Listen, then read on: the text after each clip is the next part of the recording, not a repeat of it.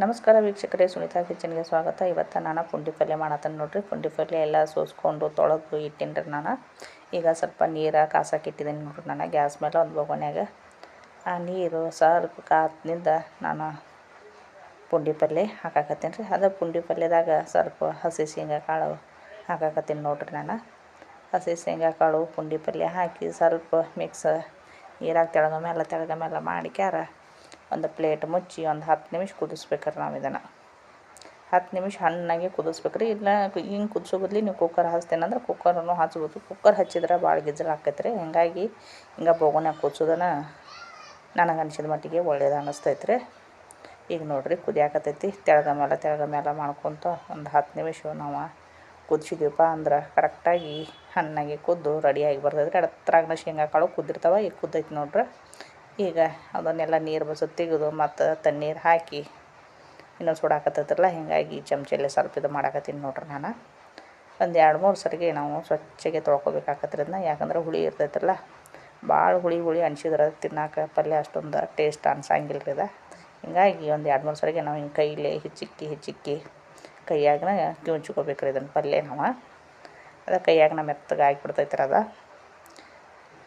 2-3 ಸರಿಗೆ ತೊಳೆದು ಜರ ನಾವೆಲ್ಲ ಕಿವುಚ್ಕೊಂಡು ಎಲ್ಲ ಲಾಸ್ಟಿಗೆ ನಾನು ಹಿಂಡಿ ಎಲ್ಲ ತೆಗಿಯಾಕತ್ತೀನಿ ನೋಡ್ರಿ. ಪಲ್ಯ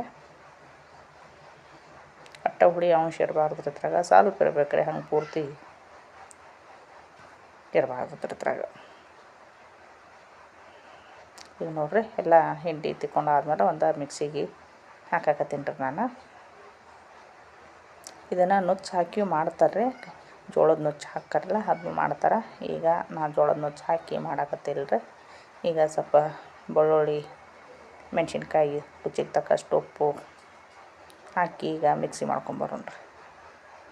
ನೋಡಿರಿ ಹಿಂಗೆ ಸ್ವಲ್ಪ ಬಡ ಅಂದ್ರೆ ಸ್ವಲ್ಪ ಸಣ್ಣ ಆಗತೈತೆ ರೀ. ಶೇಂಗಾ ಕಾಳು ಮಾತ್ರ ಪೂರ್ತಿ ಸಣ್ಣ ಆಗಿಲ್ಲ, ಮೆಣಸಿನ್ಕಾಯಿನೂ ಪೂರ್ತಿ ಸಣ್ಣ ಆಗಿಲ್ಲ ರೀ. ಹಿಂಗೆ ಇರ್ಬೇಕು ರೀ. ಇನ್ನೊಂದು ಸ್ವಲ್ಪ ನಿಮಗೆ ಮಿಕ್ಸಿ ಒಳಗೆ ಆಗ್ತೈತೆ ಅಂದ್ರೆ ಅಷ್ಟು ಮಾಡ್ಕೊಬೋದು ರೀ.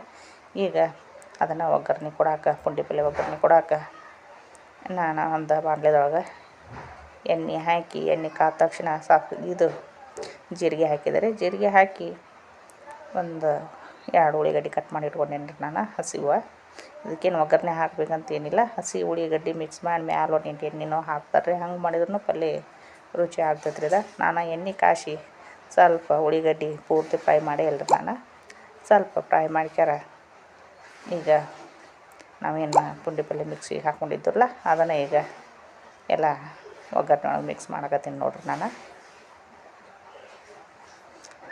ಈಗ ಪೂರ್ತಿ ಒಗ್ಗರಣೆ ಒಳಗೆ ಮಿಕ್ಸ್ ಮಾಡಿದ್ವಿ ಅಂದ್ರೆ ನಮ್ಮ ಪಲ್ಯ ರೆಡಿ ಆದಂಗೆ ರೀ. ನೀವು ಒಮ್ಮೆ ಮಾಡಿರಿ, ಹೆಂಗಾಗೈತೆ ಅಂತೇಳಿ ಕಮೆಂಟ್ ಮಾಡಿ ತಿಳಿಸ್ರಿ. ನಮಸ್ಕಾರ ವೀಕ್ಷಕರೇ.